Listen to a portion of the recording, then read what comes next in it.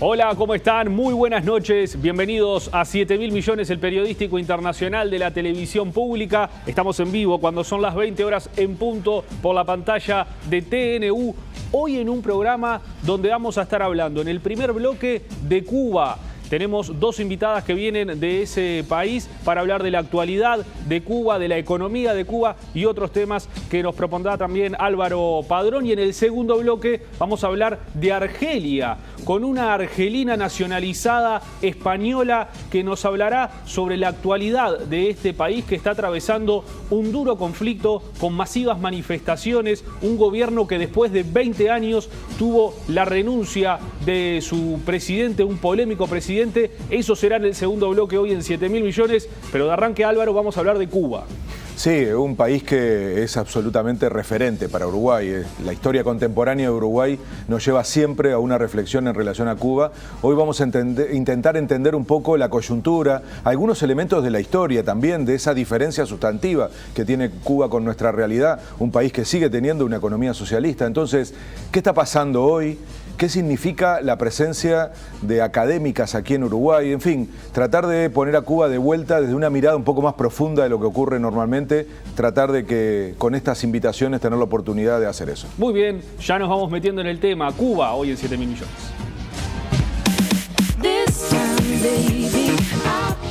Una crisis de liquidez financiera oficial desde fines de 2018 provocó en Cuba el desabastecimiento de alimentos de la canasta básica como pollo, aceite, harinas y huevos.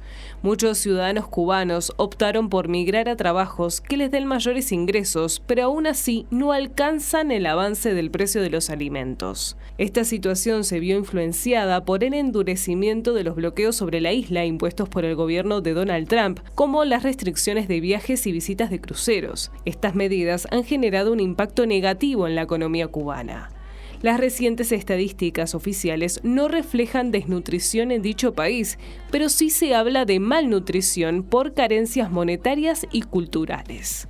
El gobierno admite la insuficiencia de los sueldos, pero argumenta que la economía no permite una reforma salarial.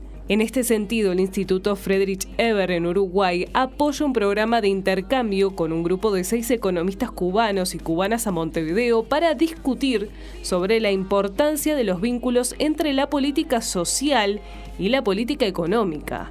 Una de las líneas de trabajo del instituto en Cuba es el acompañamiento a la compleja trama de procesos que tienen lugar en la actualización del modelo de desarrollo cubano. Dentro de este marco, FESURA apoya al Centro de Estudios de Economía Cubana de la Universidad de La Habana en varias visitas de intercambio sobre temas relevantes para el contexto cubano. Este año les interesa conocer la experiencia uruguaya en el diseño e implementación de políticas económicas y sus vínculos con la política social, lo cual en Cuba suele estar bastante apartado. Entre las cubanas que llegaron a Uruguay se encuentra la directora del Centro de Estudios de la Economía Cubana de la Universidad de La Habana, entre otras profesionales universitarias. Muy bien, y ahí lo adelantaba el informe para hablar de Cuba. Recibimos en el estudio de 7.000 millones a Betsy Anaya, que es directora del Centro de Estudios de Economía Cubana. Bienvenida, Betsy. Buenas noches, muchas gracias. Gracias por invitarme. Por favor, un placer. Y a Anicia García, de la Rectoría de la Universidad de La Habana. Bienvenida también. Muchas gracias por invitarnos. Álvaro, ¿por dónde podemos empezar a abordar este tema hoy? Yo creo que hoy vamos a aprovechar para preguntarles que nos cuenten un poco más sobre la realidad cubana, no solo actual, que ya llegaremos a eso, sino entender un poco. Yo decía hace un rato, ¿no? Uruguay tiene una afinidad enorme con Cuba, desde hace por lo menos 60 años. Sin embargo, parece que se conoce mucho y yo estoy convencido que se conoce poco. Entonces, hagamos primero, aprovechemos que tenemos además dos profesoras, sí, claro, para entender un poco la matriz, las características de la economía cubana, de la sociedad cubana, para entender las diferencias con un país como el nuestro. Luego llegaremos al punto de ver qué es lo que le interesa a ustedes de Uruguay, pero primero hacer este esfuerzo por comprender a la Cuba de hoy y a la Cuba que se ha desarrollado en los últimos 60 años y que de alguna manera marca una referencia internacional con respecto al socialismo en América Latina. ¿Quién se anima a romper el fuego? Bueno, voy a empezar. Para hablar sobre la Cuba de hoy hay que hablar también sobre el triunfo revolucionario del 1 de enero del 59. Usted sabe que nosotros venimos de un país que ha sido luchador por los derechos humanos, sobre todo los derechos del hombre al trabajo, a la educación, a la salud, a cierta seguridad en las cuestiones sociales, y eso fue el foco fundamental de la lucha en aquel momento. Y a partir de ahí el país hizo un esfuerzo importante por desarrollarse y por garantizar esos derechos a sus ciudadanos. Claro, cuando empezaron los conflictos con Estados Unidos de América por las nacionalizaciones de propiedades norteamericanas, ahí empezó el diferendo, que es un diferendo que no empezó ahí, empezó mucho antes ya, desde que los norteamericanos intervienen en la guerra de liberación cubana a finales del siglo XIX, pero bueno, ahí vamos a decir que se agudizó y entonces entramos en un periodo de confrontación, empiezan todas las medidas de bloqueo y Cuba emprende un camino socialista a partir del apoyo que empieza a brindarle el campo socialista de aquel momento. Empieza a desarrollar su economía muy de conjunto y coordinadamente con esos países y así estuvimos transitando, digamos, los primeros 30 años de revolución. Pero en el 89 empieza el derrumbe del socialismo en Europa. Y por supuesto eso trajo para Cuba un efecto importantísimo, porque imagínense que nosotros, digamos que el 85% de nuestro comercio exterior transcurría a partir de las relaciones con esos países, muy poco comercio con nuestra región natural, que es América Latina y la propia América del Norte, a consecuencia del bloqueo y digamos, las medidas de presión que impuso Estados Unidos también al resto de América Latina para poder tener relaciones de algún tipo, ¿no?, con nuestro país.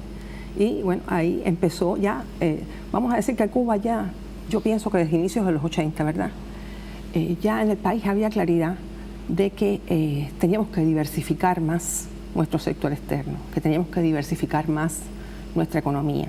Y de hecho, el año 82 es que tenemos en el país la primera regulación con relación a la inversión extranjera, a la autorización de inversión extranjera en el país, ya después de tantos años. Y empieza un proceso que, digamos, de desarrollo del turismo como una fuente más de ingresos para el país, turismo internacional, por supuesto a partir de la belleza natural del país y a partir también, digamos, de las posibilidades que tiene de desarrollo de esta actividad por su fuerza de trabajo calificada, por otras aristas del turismo como pueden ser de tipo histórico, de tipo científico, cultural, de tipo cultural, de salud, ¿verdad? Y entonces se decide este camino, e incluso con el ingreso de alguna inversión extranjera, ya desde finales de los 80 empieza a ingresar inversión extranjera vinculado al desarrollo del turismo. Y ya ahí el país empieza un proceso de diversificación que, claro, con la caída del campo socialista es algo que se precipita, ¿no? Porque eso, digamos que es el detonante de que estas transformaciones se aceleren. Y ya a partir de ese momento vamos a ver que la economía empieza a recibir inversión del exterior y por tanto digamos que las formas socioeconómicas se empiezan a diversificar porque empezamos a tener, además de la propiedad socialista de todo el pueblo, empezamos a tener un sector mixto de la economía. En la economía cubana teníamos un sector también de producción privada en la agricultura, muy importante en la agricultura, de producción privada y producción cooperativa también. O sea, teníamos cooperativas en la agricultura. Y todo este sector no estatal de la economía se empieza a potenciar, sobre todo empezando en la agricultura, porque ya el modelo de desarrollo agrícola que teníamos, que era a partir de una alta mecanización, alta aplicación de insumos químicos y demás, a partir de las relaciones que teníamos con el campo socialista, deja de tener una posibilidad real de desarrollarse y entonces se empieza a desarrollar este sector no estatal en la agricultura a partir de las grandes empresas estatales y surgen nuevas formas cooperativas Estás hablando, Anicia, de década del 90. Estoy hablando, porque sí, está la idea de que las transformaciones económicas vinieron mucho más Estoy hablando de los recientemente. primeros años de los 90. De entre el 89 y el 93, 94. Empiezan a ocurrir transformaciones muy importantes, como le digo. El ingreso de inversión extranjera, el desarrollo del turismo con mayor intensidad y mayor intención por la necesidad de diversificar, como le dije, y además porque nosotros estábamos insertos en ese mercado internacional a partir de azúcar. Y en aquel momento, desgraciadamente, tuvimos un ciclo a la baja del precio del azúcar y perdimos aquel mercado que teníamos en los países socialistas. Entonces había que buscar otras fuentes de ingresos.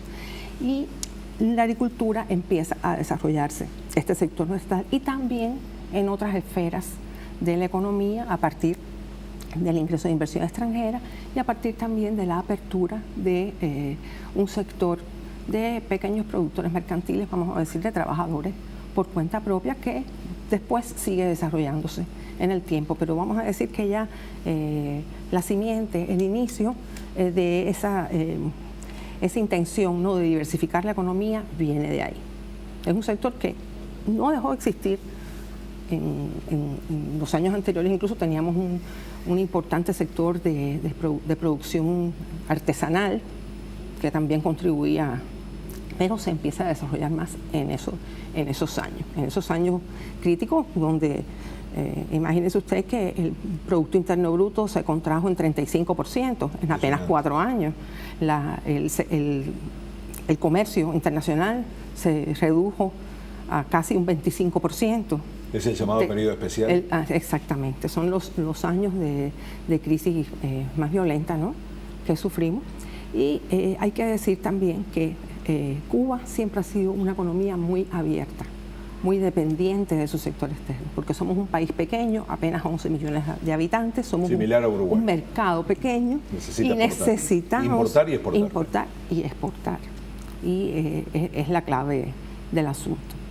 Y casi todas, yo me atrevería a decir que casi todas las crisis que ha sufrido el país tienen un detonante fundamentalmente en el sector externo. Porque cuando se enfrentan dificultades en el sector externo, pues eso tiene una repercusión muy fuerte. Tiene un efecto muy fuerte. Enganchándonos con esto del sector externo y de la relación, el bloqueo parece ser un asunto absolutamente clave en toda la historia. Y de alguna manera había la expectativa de que eso empezaba a superarse con la política de Obama en Estados Unidos, de lo que era una mirada distinta. Un acercamiento que hubo. Y sobre todo esa idea de evitar que fuera el bloqueo lo que caracterizaba las relaciones, ¿no?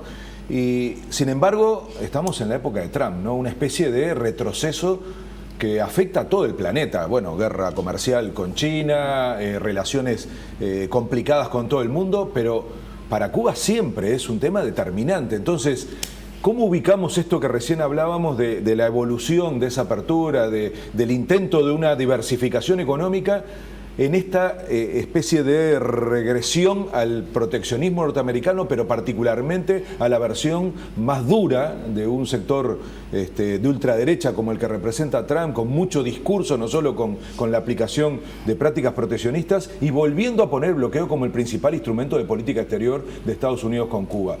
¿Vuelve a colocar a Cuba en una situación difícil? ¿Cómo están ustedes transitando ahora este proceso que al mismo tiempo parece tener más respuestas en lo político, en lo constitucional, o sea, ir ampliando la mirada sobre la reforma?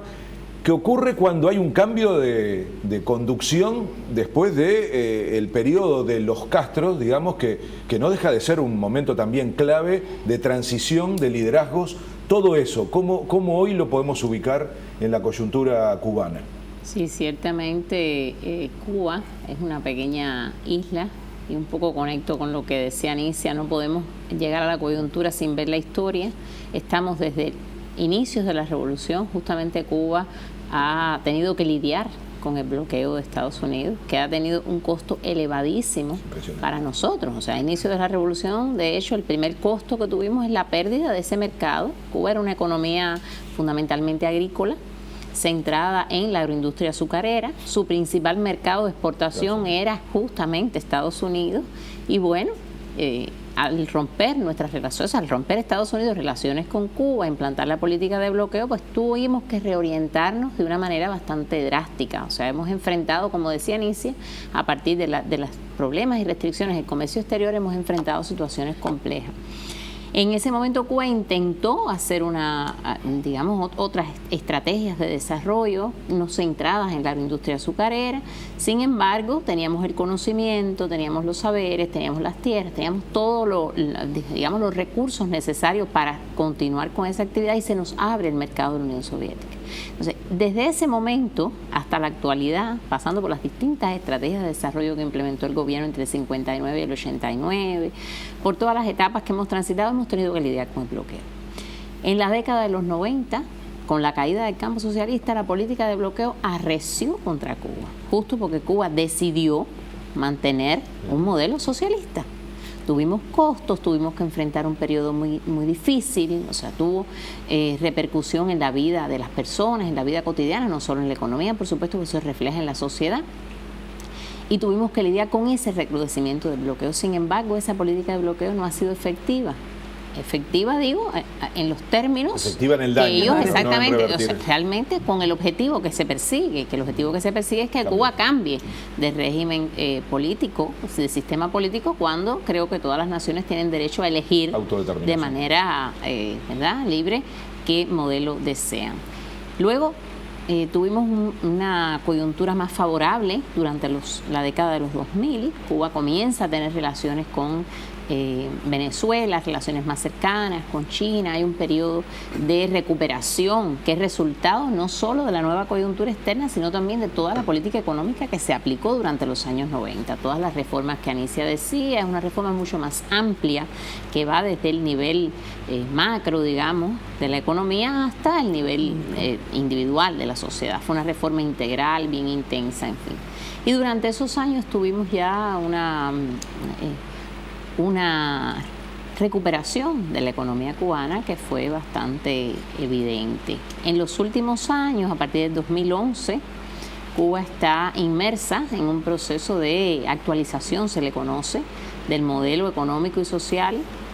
Y ciertamente hubo, en términos de relaciones exteriores, durante el periodo de Obama, cierta relajación, digamos, entre las relaciones de Cuba entre Cuba y Estados Unidos, y una perspectiva de algunas personas llaman normalización. No me atrevería a llevarlo hasta ese término por las relaciones históricas, pero creo que hubo bastante respeto, bastante negociación entre ambas partes y pudimos avanzar. Por ejemplo, en términos académicos, nosotras que somos académicas ambas, vimos florecer un intercambio mayor entre Cuba y Estados Unidos en todo el área académica, también en otras áreas de la ciencia, de la agricultura misma, y estamos enfrentando ahora un nuevo escenario, o sea, un escenario muy similar al tradicional, digamos, o sea, un escenario muy similar a lo que hemos vivido antes. Poco a poco se ha ido perdiendo, realmente poco a poco se ha ido perdiendo. En los últimos días hemos tenido nuevas medidas en contra de justamente esas relaciones con Estados Unidos. En fin, hubo un avance que poco a poco lo hemos ido perdiendo en la administración de Trump. Sin embargo, yo quiero un poco resaltar que es una variable con la que hemos tenido que contar todos estos años de revolución. O sea, Cuba está en un proceso de mirada interna, de, digamos, perfeccionamiento de su sistema económico, de profundas transformaciones en el ámbito económico y también en el ámbito social, digamos. Tenemos muchos rezagos de esa reforma de los años de los 90, nuestra sociedad cambió, es una sociedad diferente, es una sociedad más diversa y por supuesto tenemos retos que enfrentar. Entonces, la coyuntura externa no es que no nos afecte, evidentemente nos afecta y nos afecta en todos esos propósitos, pero es una variable con la que hemos tenido que lidiar durante 60 años, ciertamente. O sea, creo que... no saben hacer. bueno. Ojalá no estuviera, ¿no? Tiene que seguir siendo un compromiso internacional. No quisiera, exactamente, tiene que ser un compromiso internacional. Creo que es injusto hacia Cuba, es demasiado. Son muchos años los que llevamos en esta coyuntura adversa, pero lo que sí quiero transmitir un poco es que estamos centrados también en el desarrollo de nuestra economía, de nuestras potencialidades internas y sabiendo que es una variable que no podemos controlar. O sea, Cuba enfrenta el bloqueo de disímiles formas, pero es algo que no supera, digamos, de algún modo. Hoy están en Uruguay. ¿Qué les es útil de la experiencia de nuestro país? ¿Qué ven en Uruguay? Nosotros, como usted decía, venimos del Centro de Estudios de la Economía Cubana. Es un centro que pertenece a la Universidad de La Habana, es un centro docente de investigación y tiene 3 líneas de investigación fundamentales. Una de esas líneas de investigación es justamente equidad y desarrollo. Anicia comentaba antes que Cuba ha dado prioridad en todo su proceso revolucionario al desarrollo social, justamente por la herencia con la que el gobierno asumió el poder. Realmente las condiciones sociales de Cuba eran bastante difíciles, bastante complejas, y se asumió un modelo de desarrollo donde se priorizó en todo momento las personas, el ser humano. Ciertamente Cuba tiene un sistema de salud gratuito y universal, un sistema de educación gratuito y universal. La educación en Cuba es obligatoria hasta 9º grado. Tenemos un sistema de seguridad social. O sea, yo creo que se ha avanzado mucho en ese camino. Sin embargo, con la crisis de los 90, la reforma que hubo que poner en práctica, tenemos algunos rezagos. O sea, tuvimos resultados en términos económicos, logramos que nuestra economía avanzara, sin embargo tuvimos costos desde el punto de vista social. Como les decía, nuestra sociedad es hoy más heterogénea, tenemos grupos que necesitan mayor apoyo como resultado de esa reforma. Entonces, ¿qué nos está motivando ahora mismo? Les decía que estamos en un proceso de transformación de nuestra economía, donde se le está dando bastante importancia a todo el tema del crecimiento económico que necesitamos para poder mantener también de algún modo esas conquistas sociales, sabiendo que no es automático. O sea, crecimiento económico no significa necesariamente desarrollo social. Lo sabemos, y Cuba es justo, no, y Cuba es justo un ejemplo de lo contrario, ¿verdad? Un país pequeño, triunfando una revolución, sin recursos, con bloqueo y todo lo que pudo hacer en materia de desarrollo social. O sea, es muy importante la voluntad política. Y justo por esa voluntad hemos querido venir a Uruguay a un poco a conocer de la experiencia uruguaya a partir de intercambios que hemos tenido anteriormente y conocemos de que Uruguay formula muchas políticas económicas tomando en cuenta criterios sociales. Como estamos en este proceso de transformación amplio, queríamos un poco aprender de esa experiencia para saber qué podemos aplicar o como algunas ideas que pudiéramos llevar para Cuba a la hora de implementar nuevas políticas económicas teniendo en cuenta esos criterios sociales y viceversa. Anicia, sí. ¿Cómo ven el fenómeno de la migración de cubanos, ¿no? Algo que ahora nosotros estamos viendo muy de cerca aquí en Uruguay, la comunidad cubana es cada vez más grande, muchos profesionales que llegan hasta nuestro país. ¿Cómo lo ven ustedes? ¿Qué le dirían a esos cubanos que hoy están aquí en Uruguay intentando salir adelante con una nueva vida? Ciertamente el fenómeno de la migración en Cuba ha sido un fenómeno histórico, vamos a decir. No es algo privativo de esta etapa, pero lógicamente con las dificultades económicas siempre, de alguna manera, estos procesos tienen una aceleración, ¿no? Digamos, por ejemplo, en los años 90, esos años tan críticos que yo les comenté, tuvimos ciertamente un incremento de la migración, sobre todo por motivos económicos, por las condiciones económicas. Y las condiciones económicas realmente, como Betsy dijo, hemos tenido momentos de recuperación, pero no están totalmente recuperadas. Nosotros no podemos decir que el país hoy por hoy está totalmente recuperado de aquella crisis que tuvimos a inicios de finales de los 80 e inicios de los 90. Todavía hay sectores de la economía que están rezagados en esa recuperación y son sectores que son importantes para el nivel de vida de la población. Por ejemplo, uno de ellos es el propio sector agropecuario, donde tenemos rezagos, por ejemplo, en las producciones ganaderas, las cuales ustedes son justamente líderes mundiales, pero bueno, tenemos rezagos. ¿Por qué? Porque tenemos escasez de recursos para invertir, sobre todo. El país necesita una mayor inversión, una inversión que dinamice su economía y que permita modernizarla. Y por eso ya, como les comentaba, desde inicios de los años 80 ya se había empezado a estimular el ingreso de inversión extranjera, pero sobre todo ahora en los últimos años, después del 2014, en que ve la luz una nueva ley de inversión extranjera en el país, digamos que se toma conciencia de que la inversión extranjera es importante, no solo como un complemento del esfuerzo nacional que se hace por invertir, sino que también puede ser determinante para el desarrollo de algunas ramas que son importantes y que, digamos, en los documentos programáticos del desarrollo de Cuba están ya bien determinadas. Estoy refiriéndome concretamente al Plan Nacional de Desarrollo hasta el 2030, que es un documento que se aprobó en sus bases en el 7º Congreso del Partido, después fue refrendado por nuestra Asamblea Nacional, y ahí se determinan una serie de ejes estratégicos para el desarrollo, como son las infraestructuras, como es el potencial humano, la ciencia, la tecnología, pero todo eso requiere inversión para poder ser impulsado. Y para generar empleo. Y para generar que la gente no se vaya. Y en Cuba, aquí también por hemos lo menos, tenido periodos enteros de migrantes, de migración, de expulsión de uruguayos y uruguayas por la búsqueda justamente de trabajo, ¿no? Búsqueda de trabajo calificado, porque fíjese, tenemos esta contradicción, tenemos como decíamos, un sistema de educación que es bien sólido, forma gente con capacidad, y eso se ha demostrado en el país y fuera del país también. Y entonces muchas personas realmente a veces no encuentran un trabajo realmente acorde con su profesión, acorde con su capacidad.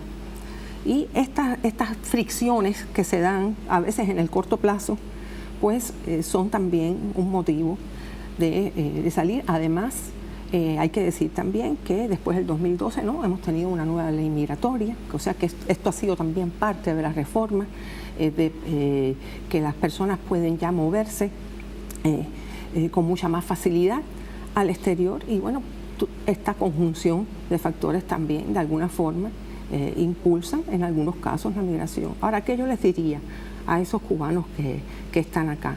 En Cuba estamos haciendo un esfuerzo importante por el desarrollo. Estamos apostando a estas ramas del desarrollo de alta tecnología. Como les dije, ahí tenemos la inversión en biotecnología, en turismo, en infraestructuras para modernizar el país, en la industria, en el sector agroalimentario en general, también para tecnificarlo más. O sea que se está haciendo un esfuerzo importante por recuperar la economía y por darle un mayor impulso. Y yo pienso que eso es realmente lo que puede, digamos, disuadir a una persona de moverse, porque es duro, para cualquiera es duro desarraigarse y ir a vivir otra realidad.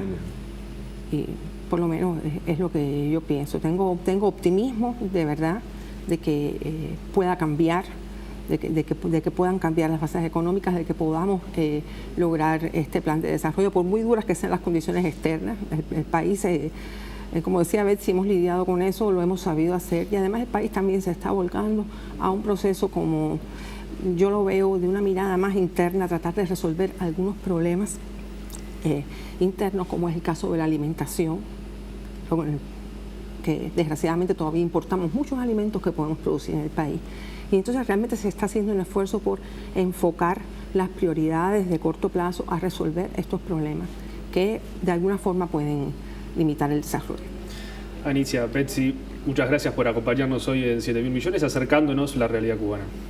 Bueno, gracias. Esperemos que mejore el clima y puedan Sí. disfrutar de Montevideo. Sí, ojalá. Sin tanta agua. La tormenta, vino brava la cosa. Sí. Un placer tenerlas aquí. Nos vamos ahora a una breve pausa y a la vuelta vamos a estar hablando de Argelia.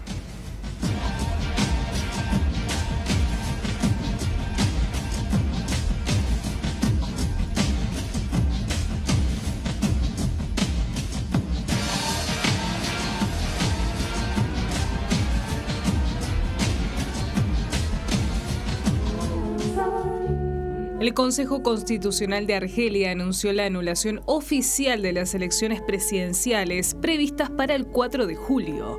Estos comicios, impulsados desde el 10 de abril por el jefe del ejército, Ahmed Gaid Salah, de 79 años, fueron rechazados por la sociedad civil, que se concentró cada semana en la capital. Los ciudadanos temían que estas elecciones fueran controladas por las mismas autoridades que gobiernan el país desde hace 20 años, con Abdesaliz Bouteflika en la presidencia.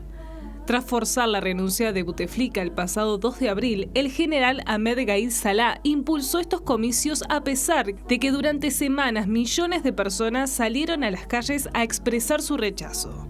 Finalmente se presentaron a las elecciones 2 personajes desconocidos y era muy difícil que pudieran reunir las 60.000 firmas necesarias o la de 600 concejales para optar a la presidencia. Abdelkader Ben Salah, de 77 años, que fue presidente del Senado durante los últimos 17 años, fue nombrado presidente interino por el Parlamento ante la renuncia de Bouteflika. Puede permanecer en el cargo por un lapso de 3 meses, tal como lo indica la Constitución vigente. Estaba previsto que el mandato de Ben Salah concluyese a principios de julio, pero deberá encargarse de convocar las próximas elecciones presidenciales y prestar juramento al nuevo presidente. Desde su independencia de Francia en 1962, Argelia, que posee recursos naturales como petróleo, gas natural y oro, es un botín preferido de los europeos para realizar negocios acunados por el poder político que se mantiene desde hace 40 años.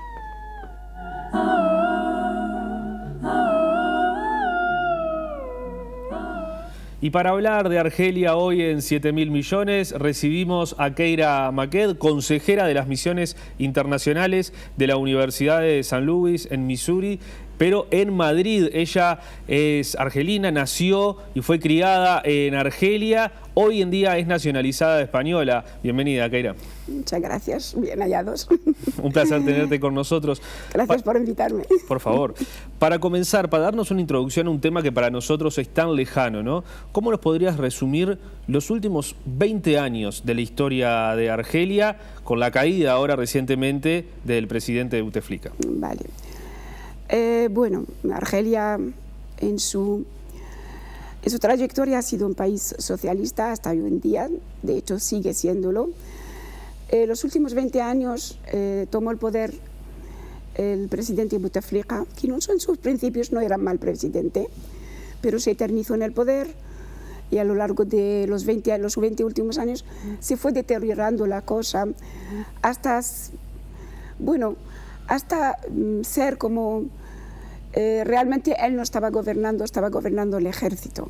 El ejército argelino estaba detrás de todo esto. Él hace unos 6 años tuvo un derrame cerebral. Tuvo un derrame cerebral, se puso enfermo, estuvo en Suiza un cierto tiempo para un tratamiento, y cuando volvió no sabemos a cierta ciencia, porque no salía a hablar en televisión ni en ningún sitio, que perdió el habla.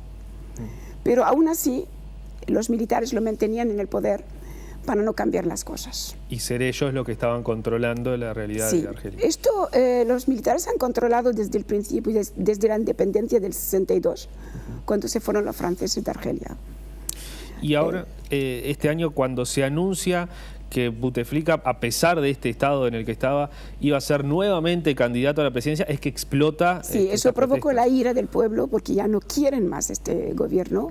Llevan 60 años gobernando, demasiada corrupción, no hay futuro, hay mucho paro en el país.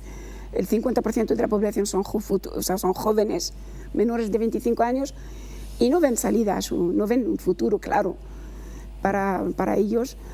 Entonces no quieren ese tipo quieren cambiar.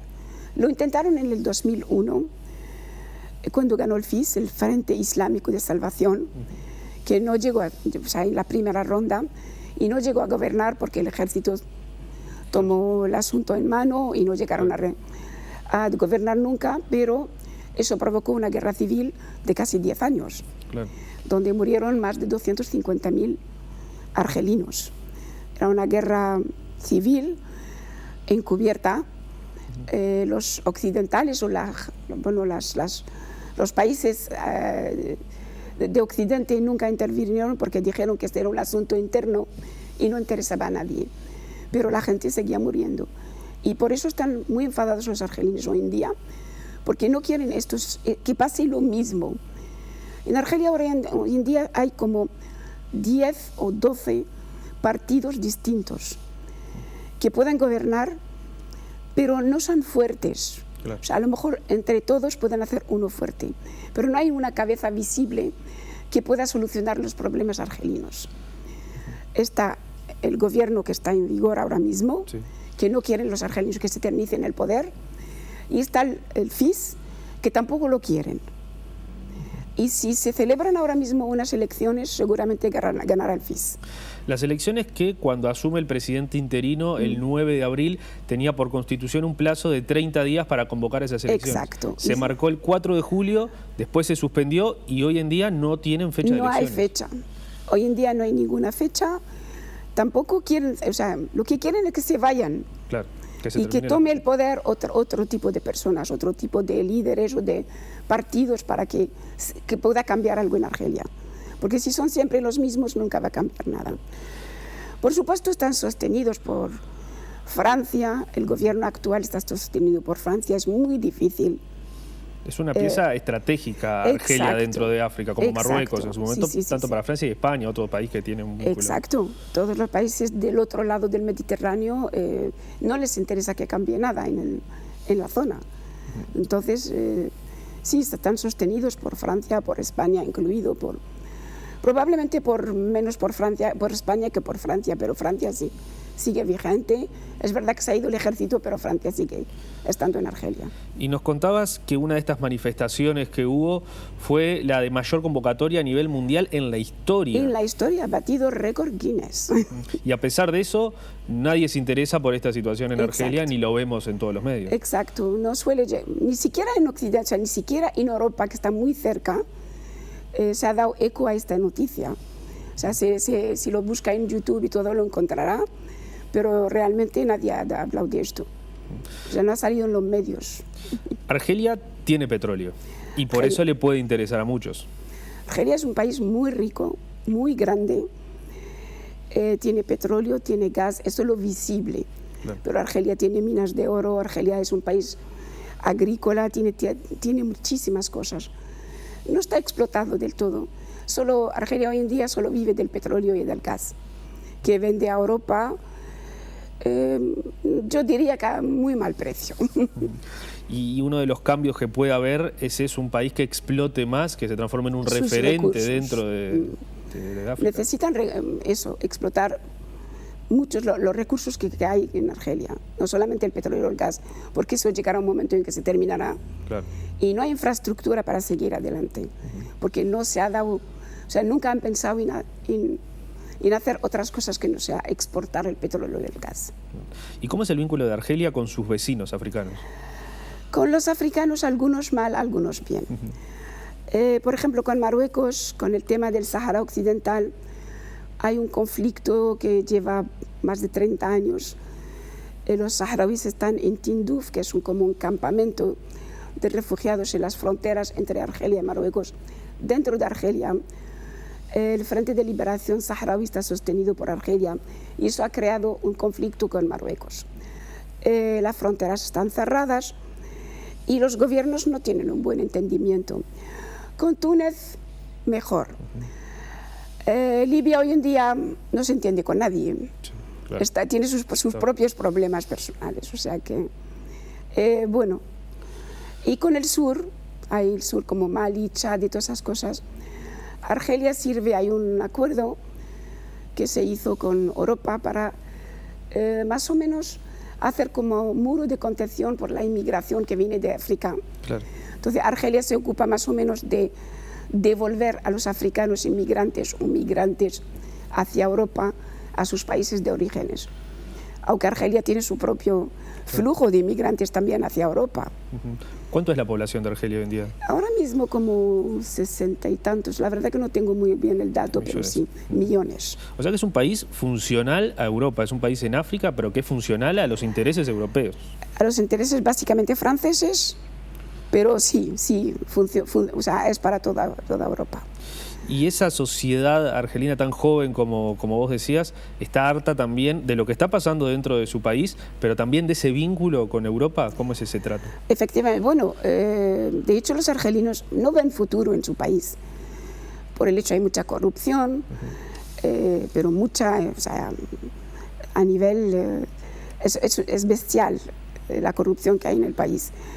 Los recursos están distribuidos entre unos cuantos, y el resto de la población no le llega casi nada. Ellos mismos o sea, intentan buscar futuro en Europa y realmente sí quieren irse casi. Cualquier argelino que hables con él, y yo estoy hablando no como una analista política ni mucho menos, sino como ciudadana argelina, el 80% de los argelinos quieren irse de Argelia, claro, porque no hay un futuro para ellos en Argelia. ¿Y por qué llegó a que haya una sociedad tan joven en Argelia hoy en día? Bueno, hubo una explosión demográfica después del 75, se triplicó prácticamente la población, y yo creo que no les dio tiempo a tener infraestructura para tanta gente. Ya sabes que son los países musulmanes, los suelen tener muchos hijos. Y bueno, si una familia media tiene 6 o 7 hijos, pues eso aumenta el número de la población. Y no hay o sea, no están preparados para recibir o para cubrir las necesidades de toda esa población. Y en un país con una sociedad tan joven que hasta hace poco tuvo un presidente tan viejo, ¿no? Más de 80 años, 20 años en el poder, sí. ¿No aparecen líderes jóvenes o no se les permite que se desarrollen líderes jóvenes? Sí, hay líderes jóvenes que emigraron casi todos durante la guerra civil con el FIS. Bueno, lo llamamos guerra civil, hubo terrorismo en el buen sentido de la palabra. Los que pueden hacer algo están fuera de Argelia. Claro. Y los que están en Argelia son débiles, no son suficientemente fuertes como para hacerse con el poder y cambiar las cosas en Argelia. O sea que lamentablemente, si nos guiamos por lo que vos nos estás contando, el panorama es bastante pesimista de cómo salir de esta crisis, de estas manifestaciones. Exacto. No lo sé lo que va a pasar exactamente.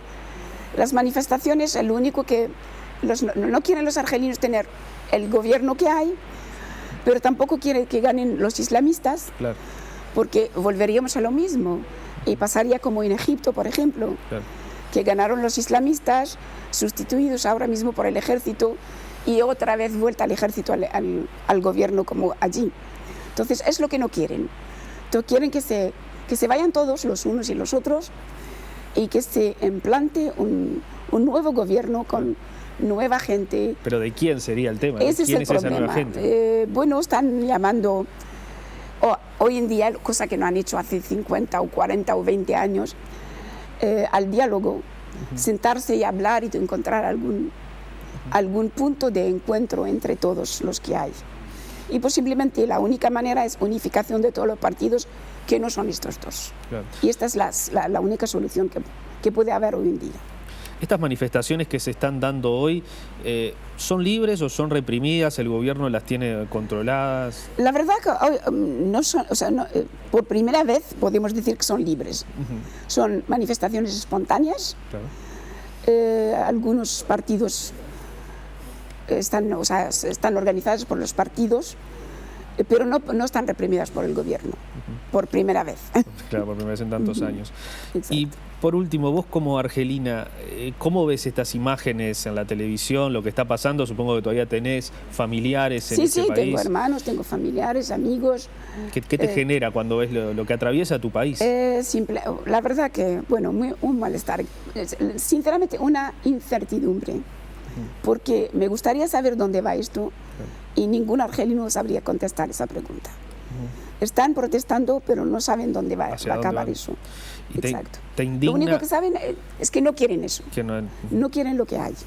¿Te indigna que otros países o que las grandes potencias no se interesen en la situación? ¿O también te da tranquilidad, ¿no? Porque tenemos el caso de Siria, que se interesaron, se metieron y así terminó Siria. El argelino prefiere que no haya intervención extranjera, aunque la hay subliminal, pero la hay.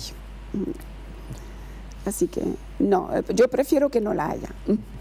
Y yo creo que el 80% de la población argelina prefiere arreglar sus problemas de forma entre interna. ellos, de forma pacífica, esperemos, y entre ellos. ¿Y sos optimista de que eso pueda suceder, que se encuentre en ese diálogo una nueva fuerza que saque el país adelante? Ojalá se sientan de verdad a dialogar y que encuentren un punto de encuentro. Ojalá.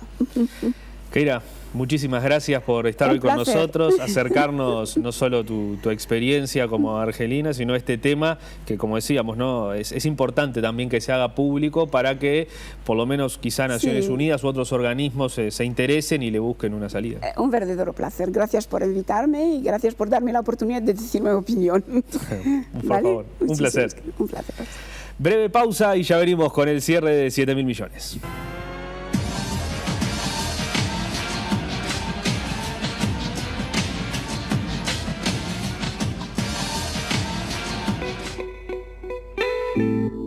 Tercer y último bloque de 7.000 millones por la pantalla de Televisión Nacional. Hoy tenemos el placer de tener en lengua de señas a Isabel Pastor, que nos está acompañando. Le mandamos un abrazo grande a Esteban, quien está siempre con nosotros en lengua de señas en 7.000 millones. Ahora vamos a empezar a viajar, como hacemos siempre, en el tercer bloque. En esta oportunidad nos vamos a España para ver lo que está sucediendo en las calles de las principales ciudades con los embotellamientos, la cantidad de autos que hay en España y cómo se quejan los ciudadanos del tiempo que pierden en las calles.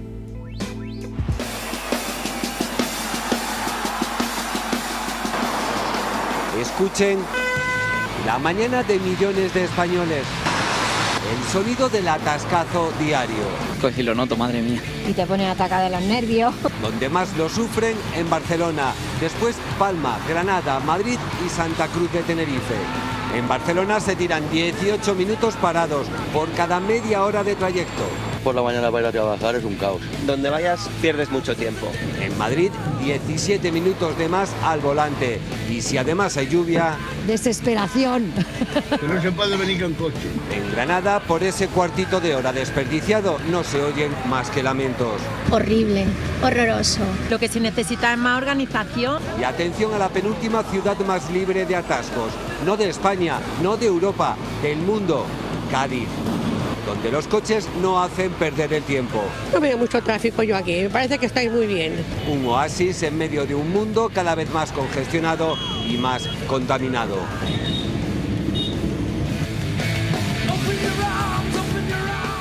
Y ahora nos vamos hasta México para conocer a una cachorra jaguar, un animal muy característico de este país y por eso siempre se festeja cuando nace uno nuevo.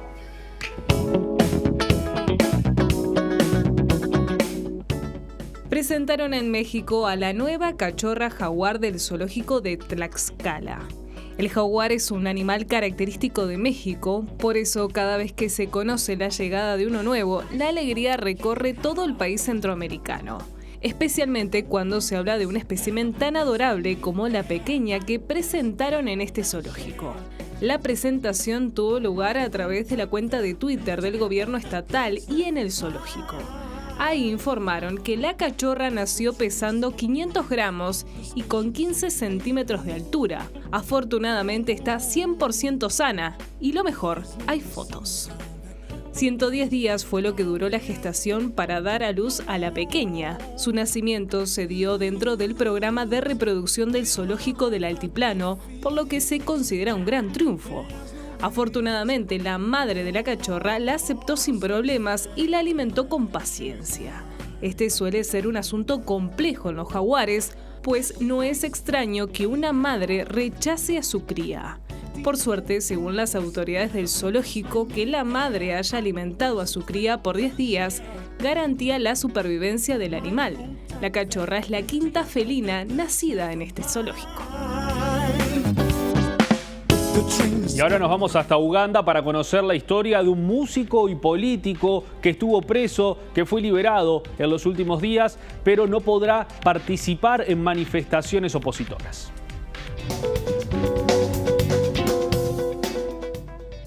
Bobi Wine es una estrella pop y legislador ugandés que busca desafiar al líder veterano Yoweri Museveni para la presidencia. En mayo fue liberado bajo fianza luego de pasar 2 días en la cárcel acusado de organizar protestas ilegales. Fue liberado bajo fianza, pero se le advirtió que lo devolverán a la cárcel si participa en manifestaciones ilegales mientras esté libre. Wine fue encarcelado después de ser acusado de varios delitos por liberar una manifestación contra los impuestos sobre el uso de las redes sociales el año pasado.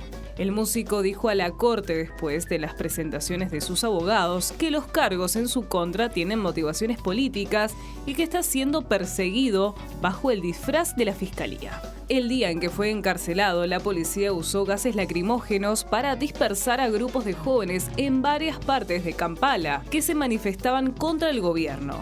Se espera que Museveni, de 74 años y en el poder desde 1986, se presente en las próximas elecciones presidenciales de 2021. La oposición y algunos activistas de los derechos humanos dicen que el presidente se volvió autoritario, citando la represión a las manifestaciones de la oposición, el encarcelamiento de activistas y el hostigamiento a personas independientes y medios de comunicación.